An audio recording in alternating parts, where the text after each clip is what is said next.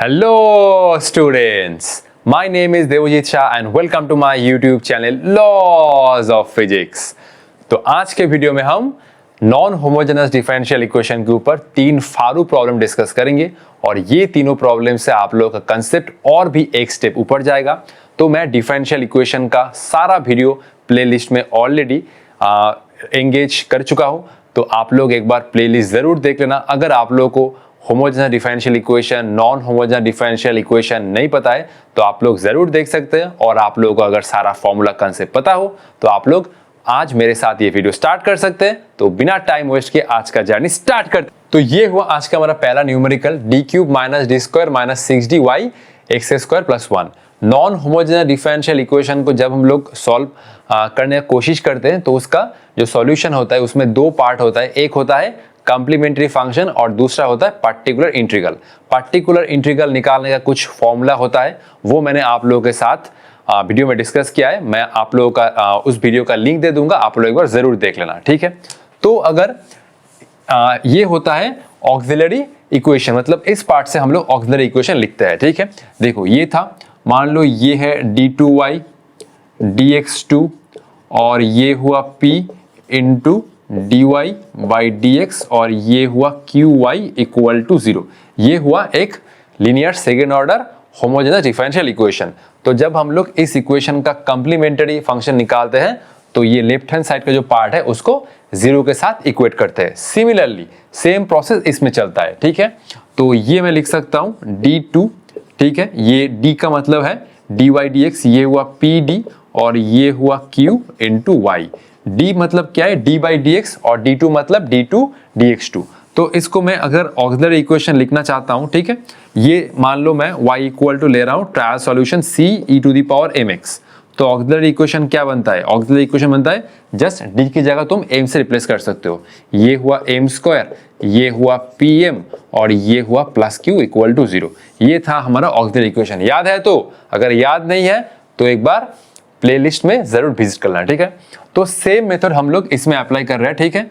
तो जब हम लोग ये लिख रहे हैं D cube minus D square minus 6dy तो इक्वल टू 0, मतलब ये जो लेफ्ट हैंड साइड में पार्ट है उसको हम लोग 0 के साथ इक्वेट करके simple linear second order homogeneous differential equation बना के सॉल्व आउट करेंगे कॉम्प्लीमेंट्री फंक्शन। तो देखो मैंने क्या किया था, जस्ट d की जगह पर मैंने m को रिप्लेस किया था। तो सेम चीज हम लोग इसमें करेंगे। मान लो ये है y equal to c e to the power of mx, तो ये हो जाएगा ऑक्सिलरी इक्वेशन। क्या बनेगा, ऑक्सिलरी इक्वेशन शॉर्टकट में लिख रहा हूं, ये हुआ m क्यूब माइनस ये हुआ m स्क्वायर और ये हुआ माइनस 6m इक्वल टू 0, ठीक है। m cube minus m square minus 6m equal to 0। m common ले सकते हो, ये हुआ m स्क्वायर माइनस m और ये हुआ 6 equal to 0। m cube minus m square minus 6, ठीक है। तो देखो m का एक वैल्यू तो ऑलरेडी आ चुका है, m इक्वल टू 0, ठीक है। और इस पार्ट को हमें मिडिल टर्म फैक्टर करना होगा, m square minus m minus 6 equal to 0। ये हुआ m square minus 3m plus 2m minus 6 equal to 0। ये मैंने m कॉमन लिया, ये हुआ m माइनस 3, ये हुआ m minus 3 plus 2 equal to 0। ये हुआ m प्लस 2 और ये हुआ m माइनस 3 इक्वल टू 0, ठीक है। तो m का दो वैल्यू ऑलरेडी आ चुका है। मैं इस पार्ट को इरेज करना चाहता हूं क्योंकि ये वाला पार्ट इस प्रॉब्लम में इतना इंपॉर्टेंट नहीं, जस्ट मैंने ये कंसेप्ट दिखाने के लिए आप लोगों को शो किया था। तो ये मैं अब इरेज कर रहा हूं, ठीक है। फटाफट से मैं इसको इरेज कर लेता हूं। अच्छा, तो देखो m का 3 वैल्यू ऑलरेडी आया है, ठीक है। ठीक है, कौन कौन सा वैल्यू आया है, m का तो एक वैल्यू हुआ 0 और इसमें से हम लोग लिख सकते हैं m प्लस 2 इक्वल टू 0, मतलब ये हुआ m इक्वल टू माइनस 2, ठीक है। m का एक वैल्यू आ चुका है और दूसरा वैल्यू हुआ m माइनस 3 इक्वल टू 0 और ये हुआ m इक्वल टू 3, ठीक है। तो m का 3 वैल्यू आ चुका है। ये हुआ m इक्वल टू 0 जो मैंने यहाँ से लिखा है, एक हुआ m इक्वल टू माइनस 2 और तीसरा हुआ 0 माइनस 2 और ये हुआ 3, ठीक है। तो इसमें देखो, इसमें हम लोग जो ये लिखेंगे कॉम्प्लीमेंट्री फंक्शन, कॉम्प्लीमेंट्री फंक्शन, ठीक है। कॉम्प्लीमेंट्री फंक्शन को हम लोग क्या लिख सकते हैं, ठीक है। ये मैं सर्कल को इरेज कर रहा हूँ, ठीक है। तो कॉम्प्लीमेंट्री फंक्शन हम लोग लिख सकते हैं c1 e to the power क्या लिख सकते हैं C1 e to the power of mx, तो ये हुआ 0 इंटू एक्स। ठीक है, तो m का क्या आया है, देखो m का 3 वैल्यू आया है, तो ये हुआ C1 e to the power mx, m का वैल्यू 0, फिर उसके बाद C2 e to the power of ये हुआ -2x plus C3 e to the power of ये हुआ 3x। ओके, तो e to the power 0x means e to the power 0, e to the power 0 means 1, तो ये हुआ C1 plus ये हुआ C2 e to the power of -2x, ये हुआ C3 e to the power of thrice x। Okay, C1 e to the power of 0x, C2 e to the power of -2x और C3 e to the power of 3x, तो ये हुआ e to the power 0 means 1, C2 e to the power of -2x, C3 e to the power of 3x। ये हुआ complementary function, ये हुआ complementary function, इसको याद रखना। ठीक है, C1 plus C2 plus C3। Okay, अब मैं इसको इरेज करने वाला हूं और नेक्स्ट हम लोग स्टार्ट कर रहे हैं पार्टिकुलर इंटीग्रल। पार्टिकुलर इंटीग्रल में क्या होगा, ये वाला जो पार्ट है इसको हमें यूज करना है, और ये भी याद रखना कि ऑक्सिलरी इक्वेशन क्या आया था, m cube minus m square minus 6m।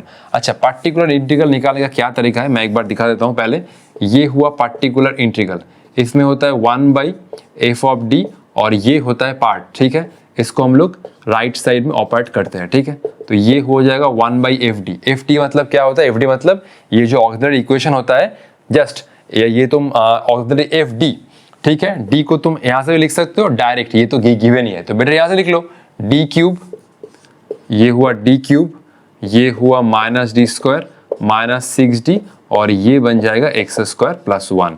तो इसको मैं अब ऑपरेट करने वाला हूं, पहले तुम लोग इसको आराम से कॉपी कर लो। ठीक है, नेक्स्ट हम लोग पार्टिकुलर इंटीग्रल सॉल्व आउट करने जा रहे हैं। ओके, ठीक है, तो पार्टिकुलर इंटीग्रल हम लोग कैसे निकाल सकते हैं, ये हुआ पार्टिकुलर इंटीग्रल और ये होता है, ये पार्ट पूरा नीचे आ जाता है 1/d cube minus d square, ये हुआ 6d और ये हुआ x square plus 1। Okay, next मैं क्या करूंगा, देखो नेक्स्ट ये मैं जो d का सबसे कम पावर होता है, ठीक है, मान लो ये टर्म है सपोज d स्क्वायर प्लस 8। ठीक है, इसमें 8 अगर ऐसा होता है तो मैं 8 को कॉमन लूंगा। ठीक है, इसमें कोई नंबर नहीं है तो मैं ये जो d का सबसे छोटा वाला पावर है मैं इसको कॉमन लूंगा। मान लो ये टर्म है शायद d square plus d minus 8। ठीक है, ये पावर है 2, ये पावर है 1 और इसके बाद d का पावर 0 कितना है, मतलब 8 into d to the power 0। ठीक है, d to the power 0 means 1, तो लास्ट टर्म में क्या है, d का कोई टर्म नहीं है तो इसमें मैं 8 को कॉमन लूंगा। इसमें याद रखना सबसे देखना छोटा वाला ये जो d का पावर है वो टर्म हम लोग कॉमन लेते हैं। ठीक है, d स्क्वायर प्लस 8, इसमें देखो हम लोग 8 को कॉमन लेंगे। ठीक है, d का जो सबसे छोटा वाला पावर है हम लोग उस टर्म को कॉमन लेंगे। इसमें देखो d का पावर है 3, 2, 1, तो हम लोग इस ये जो थर्ड टर्म में d का पावर है 1, यही सबसे छोटा टर्म है। ठीक, मतलब पावर के हिसाब से अगर तुम d का पावर देखोगे तो यही सबसे छोटा पावर का टर्म है, तो तुम इसमें -6d को कॉमन ले सकते हो, मतलब लेना ही होगा। ठीक है, यही प्रोसीड्योर है। ठीक है, तो इसमें तुम -6d को कॉमन ले लो। ठीक है, ये हुआ -6d को मैंने कॉमन ले लिया, पूरा -6 कॉमन ले लो, तो ये हुआ d क्यूब डिवाइड बाई ये मैंने लिखा -6d। ठीक है, अच्छा, तो ये हुआ -d स्क्वायर और ये हुआ नीचे -6d और ये हुआ +1। ठीक है, ये हुआ x स्क्वायर प्लस 1। ठीक है, -6d को कॉमन ले लिया, माइनस, अच्छा ये माइनस माइनस देखो पहले देख लो आराम से, minus minus plus d cube और इस 6d गया, नेक्स्ट नीचे -d स्क्वायर था, -6d को कॉमन लिया तो ये आया और ये टर्म प्लस बन गया। ठीक है, कोई बात नहीं, d क्यूब -6 का, चलो अगर ये दिक्कत हो रहा है तो मैं नीचे माइनस लिख रहा हूँ बेटर। ठीक है, ये हुआ -6d। ठीक है, एक ही बात है, d cube -d square plus 1। अब देखो ये मैं लिखूंगा, चलो ऑपरेट हो रहा है। ठीक है, ये हुआ 1, ये हुआ -6d। ठीक है, अच्छा ये d से d क्यूब काटो, ये कितना हुआ d स्क्वायर, तो ये हुआ -d स्क्वायर बाई 6, ये माइनस माइनस प्लस और ये हुआ d से d स्क्वायर काटो, ये हुआ d, तो ये हुआ d बाई 6 और ये हुआ +1 और ये हुआ x स्क्वायर प्लस 1। ठीक है, ठीक है, अब मैं क्या करूँगा, देखो ये हुआ 1 डिवाइड बाई -6d, ये हुआ 1 प्लस d बाई 6, ये हुआ d बाई 6 और ये हुआ d स्क्वायर बाई 6 और ये हुआ x स्क्वायर प्लस 1। एक बार चेक कर लो। ठीक है, अच्छा d से d क्यूब काटा माइनस डी स्क्वायर बाई 6, ये माइनस माइनस प्लस, डी से डी स्क्वायर गया डी बाई 6, तो ये हुआ 1 plus D by 6 minus D square by 6, ठीक है। अब मैं इस टर्म को ऊपर ले जाऊंगा, देखो कैसे, ये हुआ 1 डिवाइड बाई माइनस 6d, ठीक है, ठीक है, देखो ये हुआ 1, ठीक है, और इस टर्म को मैं ऐसे लिखूंगा 1 plus D by 6 minus D square by 6, ठीक है, ये हुआ इनवर्स, ये हुआ एक्स स्क्वायर प्लस 1, ठीक है, लाइक ये 1/a था, ठीक है, तो इसको हम लोग बाइनोमियल एक्सपांशन करेंगे, ठीक है। अच्छा, मैक्सिमम देखो एक्स स्क्वायर का तुम 2 बार ही डिफरेंशिएट कर सकते हो, तो तुमको पावर वैसे हिसाब से लेना है, ठीक है। ये हुआ 1 plus x to the power inverse क्या होता है, ये हुआ 1 minus x plus x square, ठीक है, ठीक है, तो ये हुआ 1 प्लस एक्स का इनवर्स का ये होता है ना 1 प्लस 1 माइनस एक्स, यही होता है ना 1 प्लस एक्स का 1 प्लस एक्स का inverse 1 minus x plus x square minus x cube, ठीक है। तो जब हम लोग इसका एक्सपांशन करेंगे स्क्वायर तक जाने का जरूरत ही नहीं है, अगर तुम स्क्वायर में चले गए तो इसका स्क्वायर कितना आएगा, D to the power of 4, D to the power of 4 मतलब 4 बार डिफरेंशिएशन होगा, लेकिन एक्स स्क्वायर का मैक्सिमम 2 बार डिफरेंशिएशन पॉसिबल है, तो इसलिए हम लोग मैक्स टू मैक्स ये वाला टर्म तक लेंगे, ठीक है।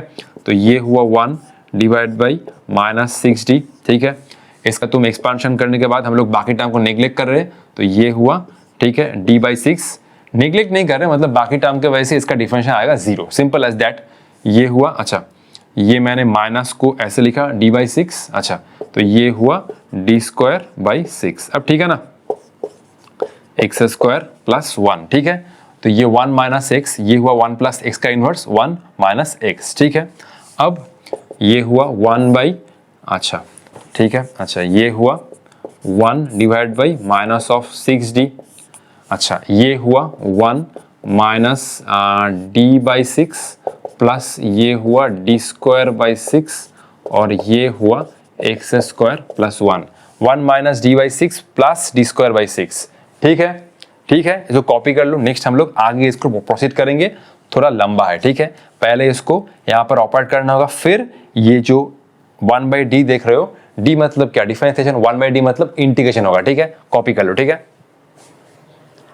तो अब हम लोग आगे अपना जर्नी प्रोसीड कर रहे हैं, ये हुआ पार्टिकुलर इंटीग्रल, ये हुआ माइनस 6d, ठीक है, इसके बाद मल्टीप्लाई करो एक्स स्क्वायर प्लस 1, 1 के साथ मल्टीप्लाई करो, तो ये हुआ एक्स स्क्वायर प्लस 1, नेक्स्ट इसके बाद ये हुआ 1/6 और ये हुआ d एक्स स्क्वायर प्लस 1, इसके बाद ये हुआ 1/6 और ये हुआ d2 और ये हुआ एक्स स्क्वायर प्लस 1, इसका मतलब एक बार डिफरेंशिएशन, इसका मतलब 2 बार डिफरेंशिएशन, तो ये हुआ माइनस ऑफ 1/6d, ये हुआ एक्स स्क्वायर प्लस 1, ये हुआ 1/6, ठीक है, इसका एक बार डिफरेंशिएशन करोगे एक्स स्क्वायर का तो कितना आएगा 2x और इसका करोगे तो 0 आएगा।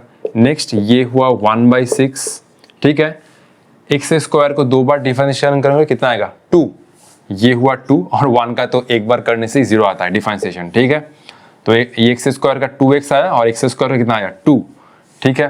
अच्छा, ये 2 से 6 गया, ये हुआ 3 और ये 2 से 6 गया, ये हुआ 3, तो ये हुआ माइनस 1/6d और ये हुआ कितना x square plus 1 minus of x/3 plus ये हुआ 1/3, तो इस लाइन को मैं अभी इरेज कर रहा हूँ, x square plus 1 minus x/3 plus of 1/3, तो ये हुआ माइनस ऑफ 1/6d, ये हुआ x square minus x/3 plus ये हुआ 4/3, okay, x square minus x/3 plus 1 plus 1/3, ये हुआ 4/3।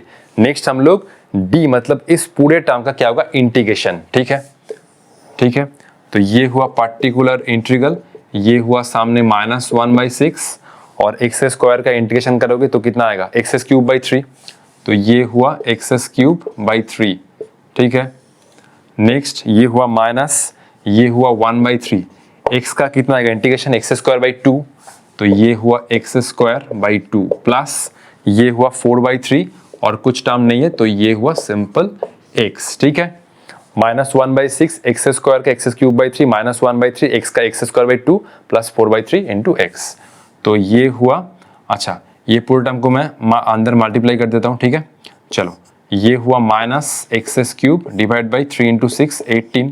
अच्छा ये हुआ माइनस माइनस प्लस, ये हुआ एक्स स्क्वायर 3 इंटू 2 कितना 6, 6 इंटू 6 ये हुआ 36, ये हुआ माइनस और ये हुआ 4x डिवाइड बाई 3 इंटू 6 ये हुआ 18। एक बार चेक कर लेते हैं, minus x cube by 18 minus minus plus x square 3 into 6 18, 18 into 2 36 minus plus minus 4x और ये हुआ 3 इंटू 6 18। तो ये हुआ पर्टिकुलर इंटीग्रल। प्रॉब्लम थोड़ा लंबा था, इससे तुम्हें पूरा कंसेप्ट सीखने को मिला, ठीक है। अच्छा तो ये हुआ कंप्लीट सॉल्यूशन, ठीक है, मैं लिख सकता हूँ अभी, ये हुआ y और ये हुआ complementary function plus particular integral. Complementary function क्या था? कॉम्प्लीमेंट्री फंक्शन था c1 plus c2 e to the power of minus 2x plus c3 e to the power of 3x, ठीक है। और पर्टिकुलर इंटीग्रल कितना आया? पर्टिकुलर इंटीग्रल आया, देख सकते हो, ये हुआ minus x cube by 18 plus x square by 36 और ये हुआ minus 4x by 18। Okay, c1 plus c2 to the power minus 2x, c3 to the power of 3x minus x cube by 18 plus x square 36 minus 4x by 18। तो ये हुआ इस problem का complete solution, ठीक है। इसके बाद हम लोग गेट का एक प्रॉब्लम करने जा रहे हैं, कॉपी कर लो, ठीक है। तो ये हुआ गेट 2000 का non homogeneous linear second order differential के ऊपर एक बहुत बेहतरीन प्रॉब्लम। मैं आप लोगों को बोलूंगा पूरे शिद्दत के साथ, पूरे लगन के साथ और पूरे पेशेंस के साथ थोड़ा टाइम देकर ये प्रॉब्लम खुद से सॉल्व करने का पूरा कोशिश करो, ठीक है। पहले मैं इसको 5 सेकंड दे रहा हूं, वीडियो पॉज करके जरूर ट्राई करो, ठीक है। तो 1 2 3 4 5, कौन सा ऑप्शन करेक्ट हुआ? A B C D, option A is correct, ठीक है। d2y dt2 minus y equal to cos hyperbolic t, ये है एट t इक्वल टू 0 पर y का वैल्यू है 0 और ये है, अच्छा ये dy बाई dt होगा, तो dy बाई dt का value at t equal to 0 पर भी वैल्यू है 0, ठीक है। तो चलो स्टार्ट करते हैं। ये हम लोग ले रहे हैं पहले y equal to c e to the power of mt, ये हुआ ऑक्सिलरी इक्वेशन। क्या होगा इसमें? ये हो जाएगा m स्क्वायर प्लस ये हो जाएगा pm, अच्छा बीच वाला टर्म तो गायब है, तो ये हो जाएगा m स्क्वायर प्लस pm। देखो क्या होता है, m square plus pm plus q, यहाँ पर dy बाई dt का कोई टर्म नहीं है, तो ये वाला पार्ट 0 हो जाएगा, ठीक है। तो ये हुआ m स्क्वायर प्लस ये हुआ q, ठीक है। तो m स्क्वायर, q का वैल्यू कितना है देख सकते हो -1, तो ये हुआ 1 इक्वल टू 0 और ये हुआ m स्क्वायर इक्वल टू 1 और ये हुआ m equal two plus minus 1। Okay, तो अच्छा तो ये हुआ y का, ये हुआ y का मतलब ये हुआ कॉम्प्लीमेंट्री फंक्शन। क्या हो सकता है? c1 e to the power of minus t plus c2 e to the power of t, ठीक है। m square plus pm plus q, p तो 0 है क्योंकि इसमें बीच वाला टर्म ही गायब है। q मतलब क्या है? इसमें -1, m square 1 plus minus 1 c1 e to the power of minus t और ये हुआ c2 e to the power of t। अब हमें दोनों बाउंड्री कंडीशन अप्लाई करके c1 और c2 का वैल्यू ढूंढना है, तो चलो स्टार्ट करते हैं। अच्छा तो वैल्यू y इक्वल टू 0 पर, अच्छा ये मुझे पूरा फंक्शन निकालना होगा ना, ये हम लोग कॉम्प्लीमेंट्री फंक्शन में यूज नहीं कर सकते क्योंकि हमें ये मतलब y का हमें कंप्लीट सोल्यूशन चाहिए, उसके बाद ही हम लोग ये दोनों बाउंड्री कंडीशन अप्लाई कर सकते हैं, ठीक है। इसमें तुम अप्लाई नहीं कर सकते क्योंकि ये होमोजेनस डिफरेंशियल इक्वेशन नहीं है, इसमें तुम्हें y मतलब कंप्लीट सोल्यूशन अगर चाहिए तो उसमें तुम्हें ये कॉम्प्लीमेंट्री फंक्शन और पर्टिकुलर इंटीग्रल दोनों को एक साथ निकालना होगा, फिर तुम्हें बाउंड्री कंडीशन पुट करना होगा, ठीक है। चलो मैं इस पार्ट को इरेज कर रहा हूं, ठीक है। अच्छा तो इसमें हम लोग अगर पार्टिकुलर इंटीग्रल निकालना चाहे तो ये हुआ 1 बाई एफ ऑफ, ये हुआ 1 बाई एफ ऑफ डी और ये हुआ 2 कॉस हाइपरबोलिक टी, ठीक है। अच्छा इसमें F of D 2 cos hyperbolic T ना, अच्छा इसमें बेसिकली d2y dx2, तो अच्छा इसमें हम लोग पहले हम लोग क्या लेते थे? d equal to d by d x, क्योंकि पहले क्या टर्म होता था? d2y dx2, लेकिन इसमें y t का फंक्शन है, तो इसमें जो d हो जाएगा वो हो जाएगा d by D T, okay. इसमें d बाई डी एक्स की जगह ये हो जाएगा d बाई डी टी, ठीक है। तो चलो ऑपरेट करना स्टार्ट करते हैं। एफ ऑफ डी ना, एफ ऑफ डी, तो ये हुआ d स्क्वायर माइनस 1, तो ये हुआ, आराम से लिख सकते हो, ऑक्सिलरी इक्वेशन से लिख सकते हो, ये हुआ डी स्क्वायर और ये हुआ -1।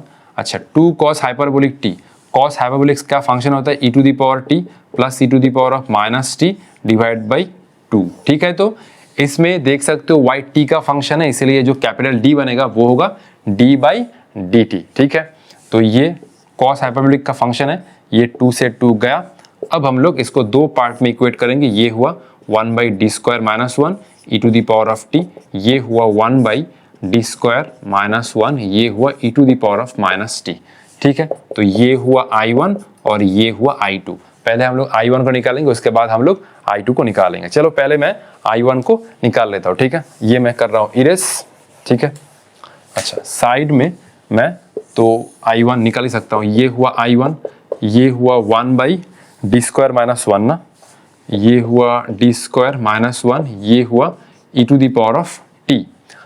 ठीक है, अच्छा, देख सकते हो अगर e टू दी पावर क्या है, मान लो e टू दी पावर है ये m इंटू टी। ठीक है, तो मैं अगर ऐसा कुछ होता है तो मैं क्या करता हूं, मैं m का वैल्यू यहां पर पुट कर देता हूं। मान लो सपोज ये है e to the power 2t, suppose e to the power ये है 2t, तो मैं क्या करता हूं, ये बन जाएगा 2 स्क्वायर -1, d को हम लोग रिप्लेस करेंगे 2 से, 2 स्क्वायर -1 बन जाएगा, मतलब 4 -1 बनेगा। लेकिन इसमें 2 की जगह पर क्या है, देख सकते हो 2 की जगह पर क्या है 1, 2 की जगह पर ये है 1। तो अगर तुमने ये 1 माइनस, ये है कोफिशिएंट 1, अगर तुमने क्या किया, देखो ये हुआ 1, ये हुआ 1 square -1 e to the power t, ये तो टर्म इन्फिनिटी बन जाएगा। तो इसको कैसे सॉल्व आउट करें, बोलो। इसको सॉल्व आउट करने के लिए तुम्हें क्या करना होगा, यहाँ पर t लिखना होगा और इस टर्म का एक बार डिफरेंशिएट करना होगा। ये हुआ 2d और ये हुआ e to the power t। अब तुम क्या कर सकते हो, अब तुम d की जगह पर 1 पुट कर सकते हो, तो ये हुआ t e to the power t divide by 2। ठीक है, कॉपी कर लो। नेक्स्ट हम लोग I2 निकालेंगे। ठीक है, कॉपी कर लो। तो हमने कॉम्प्लीमेंट्री फंक्शन ये वाला निकाला था। ठीक है, और ये था पर्टिकुलर इंटीग्रल, इस टर्म को मैंने नाम दिया था I1, इस टर्म को I2। I1 हमने निकाल लिया t to the power e by 2। Next हम लोग I2 निकालने जा रहे हैं। तो ये हुआ I2 सेम मेथड से 1 बाई, ये हुआ डी स्क्वायर -1, ये हुआ e to the power of -t। इसमें भी देखो t के साथ क्या कोफिशिएंट है, -1 का होल स्क्वायर करोगे तो 1 - 1 0। इसको भी तुम इस मेथड से सॉल्व आउट नहीं कर सकते, इसको हमें क्या करना होगा, ये सामने लिखना होगा t और इसका एक बार डिफरेंशिएट करना होगा 1 बाई 2d और ये हुआ e to the power of -t। Next हम लोग क्या करेंगे, d की जगह पर लिखेंगे -1, ये हुआ -1 और ये हुआ e to the power of -t, ये हुआ -t e to the power -t by ये हुआ 2। देख सकते हो -t e to the power -t by 2। ठीक है, तो I2 कितना हुआ, I2 ये हुआ, देखो I2 ये हुआ, I2 कितना हुआ, देखो I2 हुआ ये -t, ये हुआ -t e to the power -t by 2। ठीक है, यहाँ से मैं क्या कॉमन ले सकता हूँ, यहाँ से मैं, अच्छा यहाँ से मैं बेटर देखो, अच्छा ठीक है, तो यहाँ पर मैं क्या ले सकता हूँ, t को कॉमन ले सकता हूँ, e to the power t minus e to the power -t by 2, ये मैं लिख सकता हूँ। तो ठीक है, देखो t बाई 2 कॉमन ले क्या लिख सकता हूँ, ये हुआ t बाई 2, ये हुआ e to the power of t minus e to the power of -t। ठीक है, t by 2 e to the power t minus e to the power -t। ठीक है, तो हमने कॉम्प्लीमेंट्री फंक्शन और पर्टिकुलर इंटीग्रल निकाल लिया। अब हमें दोनों को मिलाना होगा, फिर इसके बाद दोनों बाउंड्री कंडीशन अप्लाई करना होगा। ठीक है, तो इसको मैं इरेज करता हूँ। ठीक है, कॉपी कर लो फटाक से। दो खुद गर्ज है, फिसला है ये फिर हाथ से, हुआ कॉपी। चलो ठीक है, क्योंकि अब रात के बज रहे 2 और थोड़ा गाना गा के मूड फ्रेश कर लिया। ठीक है, चलो तो ये हुआ कंप्लीट फंक्शन जो है कॉम्प्लीमेंट्री फंक्शन और पर्टिकुलर इंटीग्रल का मिक्सचर। ये हुआ c1 e to the power of -t plus ये हुआ c2 e to the power of t plus ये हुआ t बाई 2 और ये हुआ e to the power t minus e to the power ये हुआ -t। ठीक है, c1 to the power of -t plus c2 to the power of t, t by 2 to the power t minus e to the power of -t। ठीक है, अब हम लोग क्या करते हैं, बाउंड्री कंडीशन अप्लाई करते हैं। At t equal to 0, y का वैल्यू है 0, तो ये हुआ 0, e to the power 0 to the power 0 1, ये हुआ c1 प्लस c2 और t का अगर वैल्यू 0 पुट करोगे तो ये वाला पूरा टर्म 0, ठीक है। तो ये हुआ एक इक्वेशन। नेक्स्ट हम लोग इस इक्वेशन का डेरिवेटिव निकाल रहे हैं, dy/dt, ओके। अच्छा, तो ये बनेगा -c1 e⁻⁻t, इसका तो डिफरेंशिएशन सेम ही आएगा e⁻t प्लस, अच्छा मैं पहले काम करता हूँ, पहले मैं t/2 को कांस्टेंट रखता हूँ, ब्रैकेट में जो टर्म है उसका डिफरेंशिएट कर लेता हूँ, ठीक है। अच्छा चलो, तो ये मैंने, अच्छा ये हुआ t/2, ठीक है। अच्छा एक काम करो, हाफ को कॉमन ले लो, ये हुआ हाफ, ठीक है। तो ये हुआ t, अच्छा ये हुआ e⁻t, अच्छा इसका डिफरेंशिएट करने से माइनस माइनस प्लस हो जाएगा, ये हुआ e⁻t, ओके, e⁻t, ठीक है। ये हुआ हाफ, t को कांस्टेंट रख रहे हो, e⁻t का e⁻t आएगा, इसका डिफरेंस करने से माइनस आएगा, माइनस माइनस प्लस e⁻t, ठीक है। नेक्स्ट हम लोग क्या कर रहे हैं, इसको कांस्टेंट रखो, इसका डिफरेंस करो, तो ये हुआ e⁻t और ये हुआ माइनस e⁻t, ठीक है, ठीक है। इसका डिफरेंस करने से 1 आ रहा है, ओके, ठीक है। तो मैं इस पार्ट को अब इरेज कर रहा हूँ, ठीक है, कॉपी कर लो, ठीक है। तो अब मैं नेक्स्ट बाउंड्री कंडीशन पुट करने जा रहा हूँ, एट t = 0 ये हुआ dy/dt = 0, ठीक है।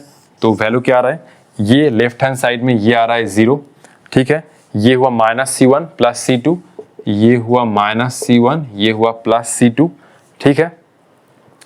और ये हो रहा है, देखो ये हो रहा है हाफ, ठीक है, ठीक है, ये हुआ हाफ, और ये वाला टर्म तो पूरा ही 0 आ रहा है क्योंकि इसके साथ t मल्टीप्लाई है, ठीक है।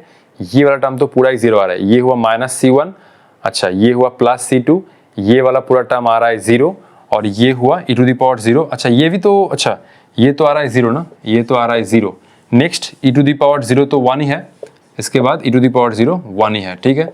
तो ये भी पूरा टर्म 1 - 1 तो 0 ही आ रहा है, तो ये हुआ 0 -c1 + c2, ठीक है। तो ये हुआ 0 c1 - c2, ठीक है, c1 - c2, एक हुआ c1 + c2, दूसरा हुआ c1 - c2, मैंने माइनस से मल्टीप्लाई किया।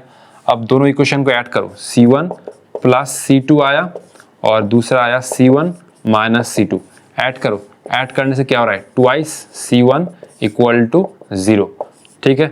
तो ये हुआ c1 = 0, तो ये आया c1 = 0, तो c1 अगर 0 है तो इसमें c2 भी 0 होगा, मतलब 0 + 0 क्या है, 0, ठीक है। अब मुझे यहाँ पर ये दोनों टर्म 0 करना होगा, फिर इस टर्म को आगे लेके जाना होगा, क्योंकि हमने मेन चीज शुरू किया था इस इक्वेशन से। पहले मैंने क्या किया, पूरा ये कॉम्प्लीमेंट्री फंक्शन और पर्टिकुलर इंटीग्रल बनाया, फिर मैंने दोनों बाउंड्री कंडीशन अप्लाई किया और 2 इक्वेशन निकाला। ये हुआ एक इक्वेशन, दूसरा हुआ ये इक्वेशन, दोनों इक्वेशन से हम लोग c1 और c2 का वैल्यू निकाल लिए।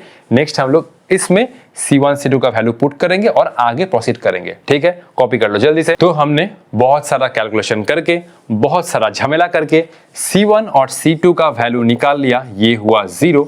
तो y का जो फाइनल सॉल्यूशन आ रहा है, ये दोनों टर्म तो 0, ये हुआ t/2, ये हुआ e⁻t माइनस e⁻t, तो ये हुआ y, ये हुआ, अच्छा ये मैं क्या कर रहा हूँ, ये मैं t को बाहर रख रहा हूँ, e⁻t माइनस e⁻t /2, ये हुआ t, और ये क्या होता है, साइन हाइपरबोलिक t, ये हुआ t और ये हुआ साइन हाइपरबोलिक t, और ये हुआ इस क्वेश्चन का फाइनल आंसर, ठीक है।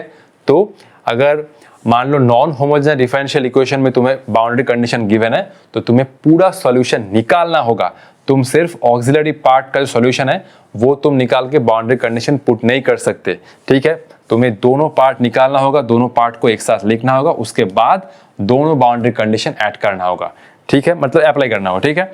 अच्छा, मैं जो थर्ड प्रॉब्लम है मैं वो इस वीडियो में इंट्रोड्यूस नहीं कर रहा हूँ क्योंकि वीडियो का लेंथ बहुत ज्यादा इंक्रीज हो जाएगा, ठीक है। तो आज के लिए इतना ही, मिलते हैं नेक्स्ट वीडियो में, तब तक पढ़ाई करते रहो, ऑल द बेस्ट।